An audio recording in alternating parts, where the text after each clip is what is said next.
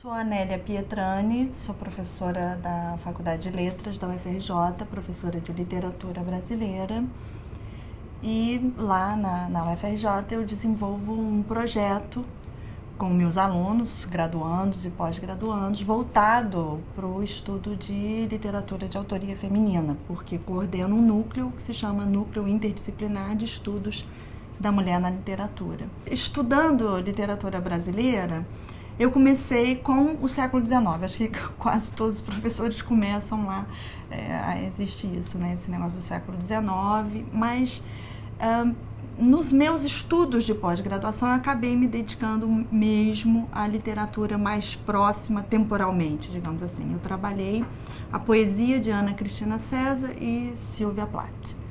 Mas desde então, como depois de ter me doutorado, eu me tornei professora da UFRJ e realmente conduzi todas as minhas aulas, ainda que lá nós trabalhamos com toda a literatura brasileira, mas sempre procurando privilegiar esse momento muito próximo, né, que eu acho muito fascinante, trabalhar uma literatura que está sendo produzida neste momento, encontrar com os autores, discutir com os autores, e outra coisa que eu acho curiosíssima, né?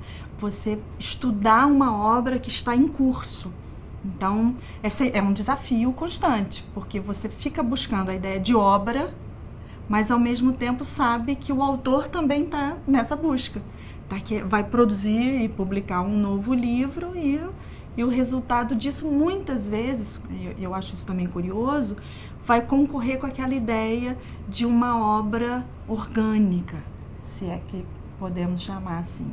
Eu acho que nós temos muita coisa boa sendo produzida, eu acho que temos realmente que ler, conhecer, tem vozes muito diferentes, não é o fato de dizer isso é bom, isso é ruim, eu acho que cair nisso não tem resultado algum, não é produtivo, mas eu acho que o bacana é observar exatamente essa diversidade de vozes, de subjetividades, de até geografizações, né? Isso é curioso na literatura contemporânea. E no caso da literatura de autoria feminina, que é muito interessante para mim, como a gente vê uma grande produção, tanto em ficção quanto em poesia. Neste momento eu estou até trabalhando mais poesia de autoria feminina. É fundamental a leitura da literatura, o conhecimento e leitura da literatura brasileira no exterior. Ainda que talvez se insista um pouco com relação dos leitores estrangeiros, com relação à nossa literatura, né, de ficar buscando esse exotismo, essa questão da violência, ainda há, infelizmente, ainda há essa relação talvez direta, perigosa. O Brasil é violento, então produz uma literatura violenta. Eu acho isso ruim, perigoso, não é bom, né? Porque caímos num senso comum, como se vivêssemos num terror. Por outro lado, conhecer diferentes aspectos da literatura brasileira, e eu acho que a literatura brasileira atual, ela tem mostrado essa diversidade, né? E também retratado a violência, que é, assim, é uma observação importante sobre o Brasil, até filosoficamente, digamos assim. Mas eu acho que é fundamental que se pense na literatura como reveladora das camadas profundas do Brasil. Quer dizer, não do que existe como uma imagem já criada, já cristalizada, já consolidada. Não. Existe um falar brasileiro, que eu acho que é um grande desafio, por exemplo, para o tradutor estrangeiro fazer isso, e eu acho que o trabalho de tradução é fascinante nesse sentido. Observar, às vezes, uma palavra que na nossa língua traduz um aspecto tão nosso, talvez, digamos assim, mesmo na língua, né? E conseguir transpor isso para uma outra língua, para um outro país, uma outra realidade até. Mas, insisto, é também uma forma de pensar o Brasil. Os personagens vivos brasileiros nesse fingimento que é a literatura. Bem, trabalhar com a literatura brasileira contemporânea significa estar corpo a corpo com esse autor. Isso é fundamental. Você ler o livro, entrevistar o autor, muitas vezes levar o autor para a universidade. A gente lá na UFRJ, a gente costuma brincar, é na Ilha do Fundão e o campus que tem que ter essa relação com a cidade, digamos assim, para fazer uma brincadeira entre campus e cidade. E também porque é uma ilha, não dá para ficar numa ilha.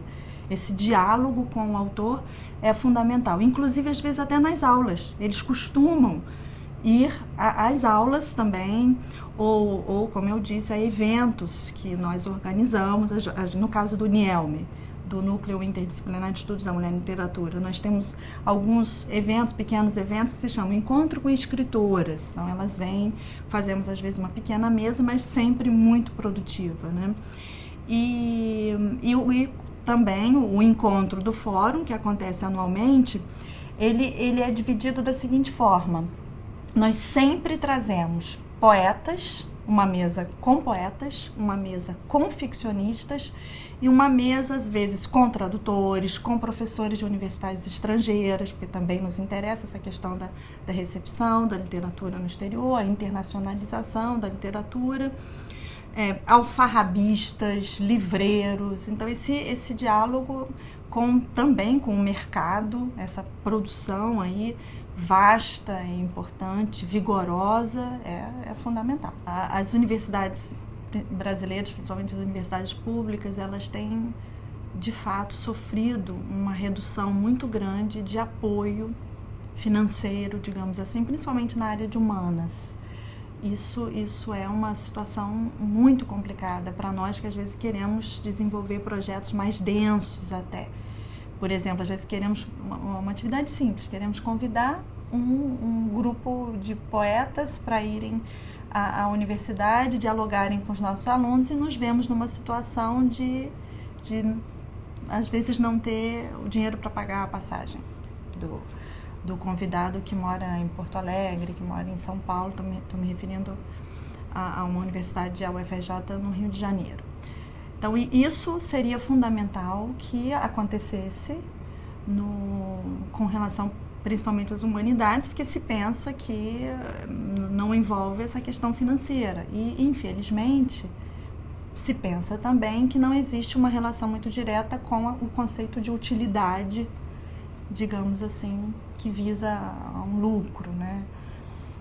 Por outro lado, sabemos que a carência nos estudos das humanidades pode, e aí eu estou citando textualmente a Martha Nussbaum, que num belíssimo texto chamado Not for Profit, Why Democracy Needs the Humanities, ela defende exatamente o apoio total ao desenvolvimento dos estudos. Ela tem um belo capítulo chamado Cultivating Imagination, que ela faz uma belíssima relação da imaginação com a afecção que desenvolvemos, e que, se isso não acontecer, a própria democracia, segundo ela, poderia ser colocada em risco.